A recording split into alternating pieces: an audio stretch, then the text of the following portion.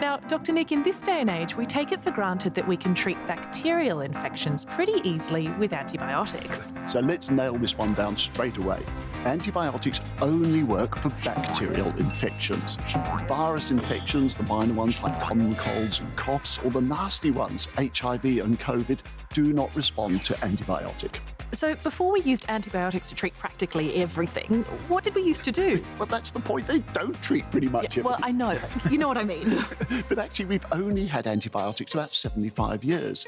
So before then, even a minor infection like a throat or ear, our immune system might fight it off, but even these could kill you. Yeah, and up to 90% of kids that were infected with bacterial meningitis would actually die from the condition. Terrible.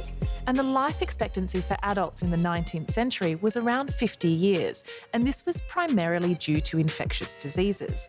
That was until the invention of the first antibiotic, which is, of course, penicillin, which actually was discovered by chance. And I absolutely love this story because there was a scientist called Sir Alexander Fleming.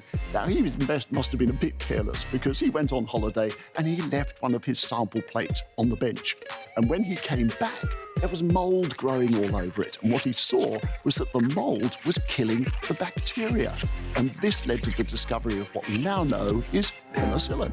The first patient treated with penicillin was a policeman who had a really nasty spreading infection on his face. So they gave him a couple of shots of this new drug. Now, I'd have been a bit sceptical about someone injecting me with this new substance just for an infection on my face. Miraculously, the infection actually started to clear up. That was until they ran out of penicillin, and unfortunately, he died 2 weeks later. Which is a really sad story, but since then we've developed stacks of new antibiotics so that infections like tuberculosis, syphilis, gonorrhea and so on, they all became treatable. But Dr. Isabelle, antibiotics are also a victim of their own success, aren't they? Yeah, so bacteria are very clever little organisms, and when we started using antibiotics widely in both farming and in medicine, they began to change and adapt. And nowadays there are bacteria that are resistant to virtually all the antibiotics that we have, which is pretty scary. Yes, because these days up to 1 million people die worldwide every year from antibiotic-resistant disease. And unless we do something, that figure is projected to rise tenfold by 2050. So, Dr. Isabelle, what do we need to do? Well, the first thing we need to do is stop using it so widely in farming, where it's sometimes used just to help the animals grow more quickly. And it's really important that doctors like us prescribe our antibiotics more responsibly.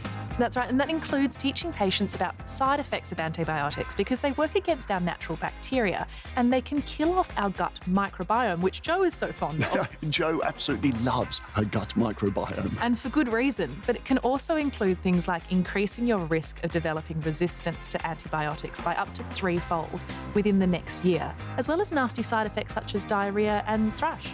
So it's really important we only take antibiotics when we really need them, not just because. Thank you, Dr. Nick. And thank you, Dr. Isabelle.